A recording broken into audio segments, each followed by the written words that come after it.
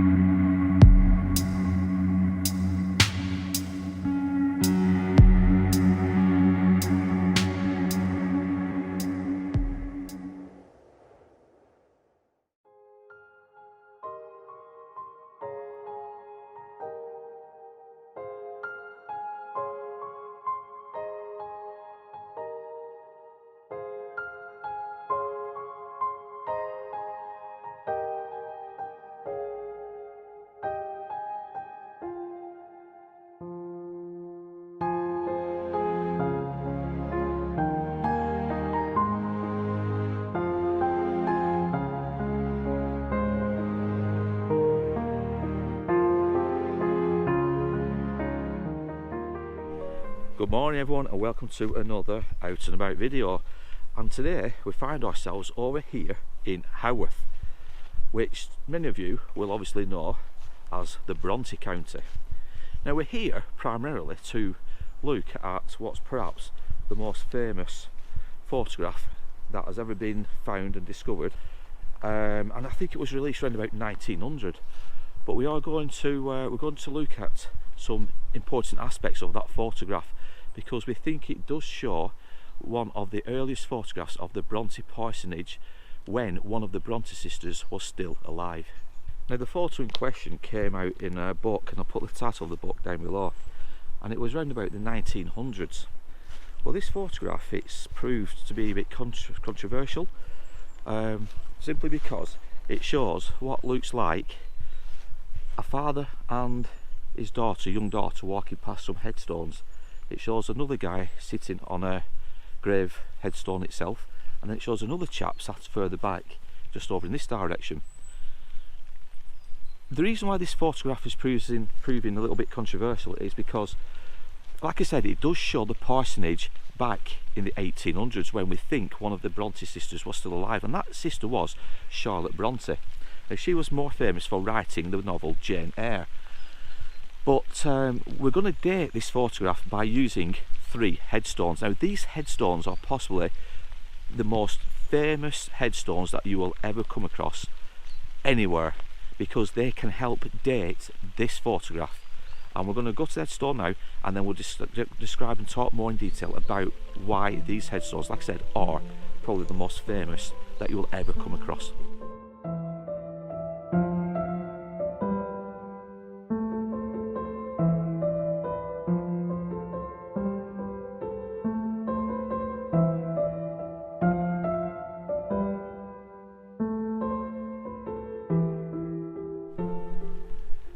So it's roughly from this position where we're going to line up the original, or one of the photographs that was taken, and you'll see just round about here a chap, an older chap, with, could be his granddaughter, could be his daughter. Somewhere around here you will also see a chap sat on one of these headstones, and then you'll see another guy sat just over here. However, it's what's in the distance round about here which is proved the most controversial. Now a lot of people seem to think that this could well be Charlotte Bronte herself, because we know that this photograph was taken round about, well, in a 7-year period from around about 1846 to 1853, when Charlotte Bronte was still alive. Now she died in 1855, so we know we can date this photo in that 7-year period. But whether or not Charlotte is indeed the woman who's captured in the background here, that's open for debate. Some say it's not, others say it is.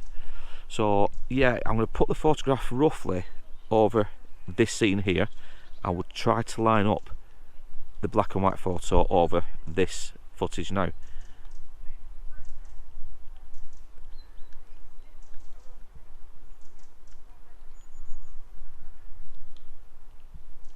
We know we can date this photo with the headstones, because when you look at the black and white photograph, you'll see just 2 headstones just here. There is now 3, but like I said, when the photograph was taken there was only 2, so we know we can date this photograph within a 7-year period. We're going to walk over to them now and I'll explain how we date that, which obviously hopefully all makes sense as and when we get there.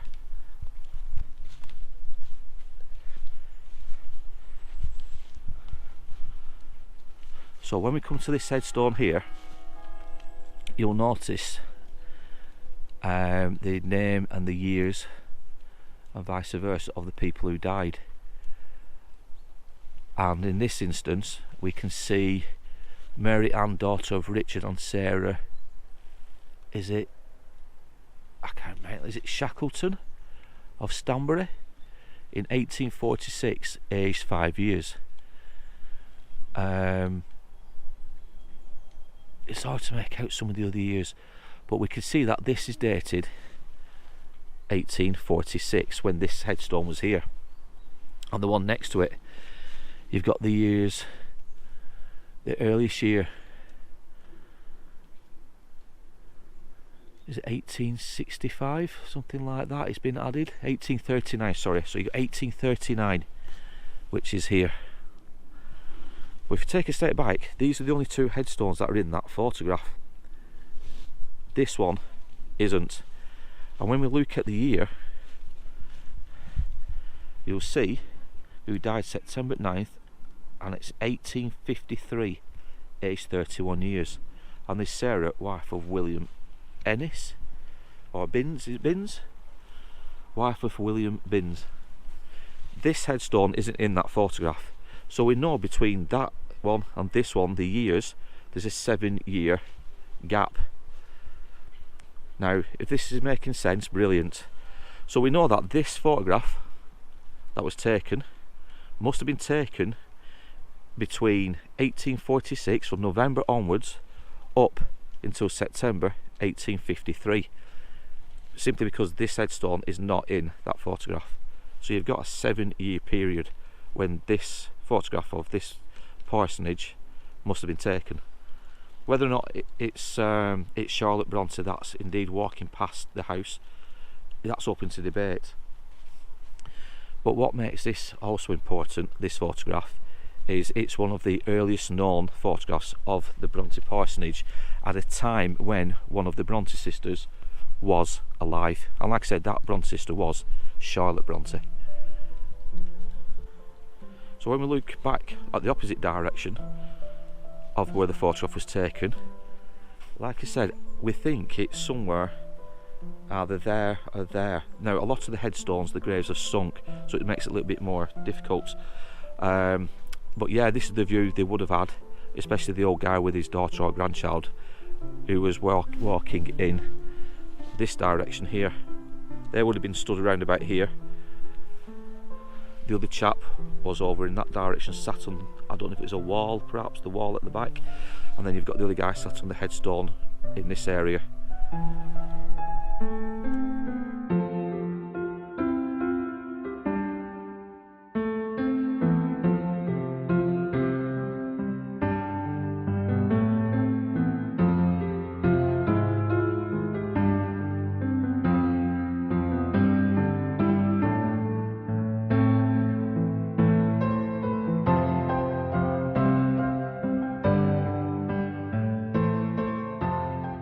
Now, the sad thing about what transpired with Charlotte Bronte is that she was married just the year before she passed away, and I think it was a chap called Arthur Bell Nichols who she married.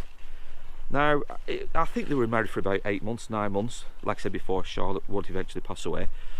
But the sad thing is, Charlotte was pregnant at the time. She was carrying, obviously, the unborn child, who sadly passed away when Charlotte did. So it was a bit of a double hit really for the Bronte family. And I think it was the father, the Bronte father himself, he would be the last remaining Bronte of the entire family. He outlived his wife, he outlived all his children. It must have been a devastating time for the father. But yeah, Charlotte, she passed away, like I said, about 8 months after being married to Arthur, and the unborn baby also perished at the same time. It's truly sad really. But yeah, we're here in Haworth, beautiful little village, loads of history, the actual graveyard just opposite the churchyard itself, or I should say from opposite the church. It's fantastic, it's old, and a lot of these headstones contain names of family members. There's a lot of family graves here. Now, as for the Bronte sisters and the Bronte family, they are interred in a vault inside the main church itself. We're going to try and have a look if we can when we get there. And I think there's just one Bronte sister who isn't with them, and that is Anne Bronte. Now, I think she is buried over, if I remember rightly, if you've got the names correctly, but she's interred in a grave over in Scarborough. Now, we have visited the grave a couple of years ago, and if I've got a photograph or any video footage, I'll put that over now. But yeah, I think she's the only Bronte sister who isn't buried here with the rest of the family. So, as for the woman in the photograph, the black shadow if you want to call it that, whether or not that is Charlotte Bronte herself is open to debate. So like I said, a lot of people seem to say no, it's not her, it could just well be a maid, it might be somebody, you know, who lives locally.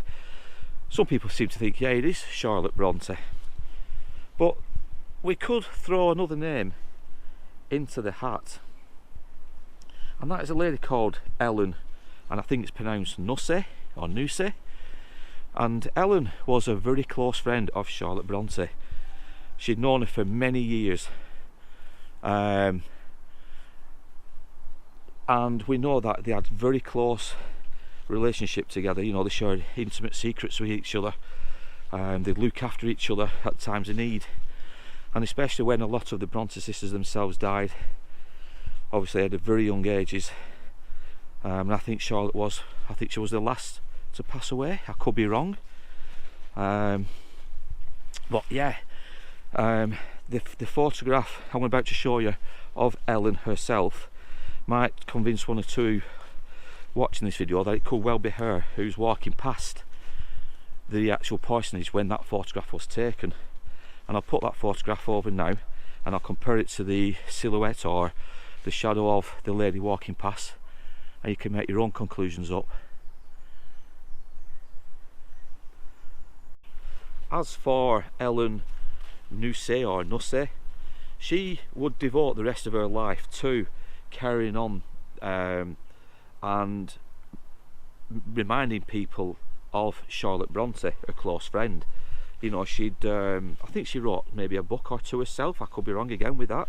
I'm not overly up on the old Bronte story itself. I like the history, I like coming to Haworth, we like looking at the headstones, the graves, but I'm not too up on the actual story of the Brontes themselves. We've all seen films, Jane Eyre and Wuthering Heights and things like that. Perhaps many of you guys have read the books, you've probably looked into the history, but yeah, it's an old historic place here, and it's fantastic. If you've never been to Haworth, please get on over and check out the actual history, check out the graveyards, check out the story of the Bronte sisters, because like I said, from all accounts, it's a truly remarkable story of how the girls themselves wrote these books. They were turned down by publishers, they self-published from what I can gather, but I think that's who write some of the books or put the names down as a male name, just so they could get the books out there and published. Such was, what's the word I'm looking for? It was hard for females to be taken seriously, I suppose, back in the Victorian days, and especially young writers. So yeah, so from what I gather, I think some of the Bronte sisters actually had to put the name as a male, actually as a writer of the stories, which it's a bit of a shame really. But luckily time's a good healer, and obviously over the years we've all come to associate Wuthering Heights, Jane Eyre and many other stories rightfully, and you know, as the actual Bronte sisters themselves. You know, they've actually got names to them now. So yeah, so get yourselves on over to Haworth and check out the history and the graveyards and the story of the Bronte sisters. I don't think you'll regret it. Now, I'm not sure if we'll be able to get into it because it's nearly 11 o'clock, and I don't know if this church itself is a fully operational church for Sunday Mass and things like that. So I'm going to see if I can get inside, and we'll try and find the vault of the Bronte family, because like I said, all the family's buried here inside this church. However, there's one missing, and that is Anne Bronte. Like I said, she's over in Scarborough. So yeah, so I'll go down now and I'll see if we can actually get inside.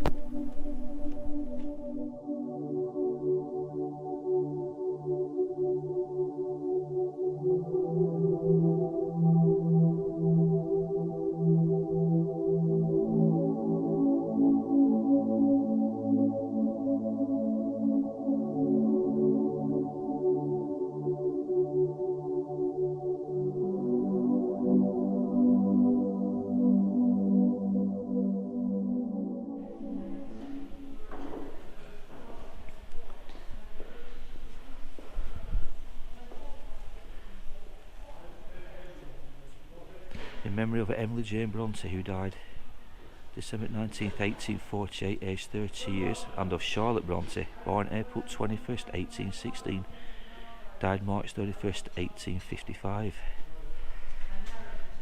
So just below us is where the Bronte family are indeed interred.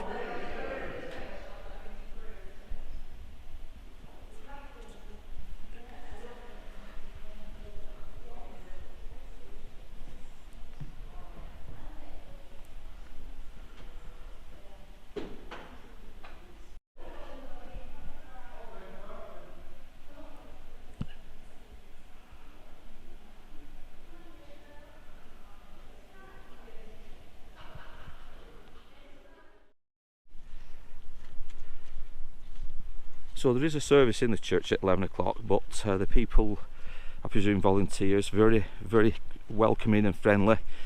They allow me to go in and take some video footage for you guys of the vault itself where the Brontes are interred. So I do appreciate that, and thank you very much if you are watching this video for allowing me to do that. But we're walking up this old pathway here now, because there's a stone I want to show you guys, and this is the original pathway that all the Bronte family would have been carried through when they were being interred after their deaths. This was the site of the gate leading to the church used by the Bronte family, and through which they were carried to their final resting place in the church. And as you can see, the parsonage is just there. But yeah, they would have walked through this pathway.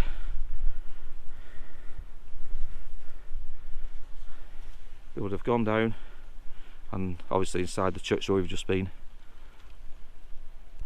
You know, when we do these videos and we put feet on the ground and we walk in the footsteps of history, I don't think you'll find anything as historic as what we are seeing today here in Haworth.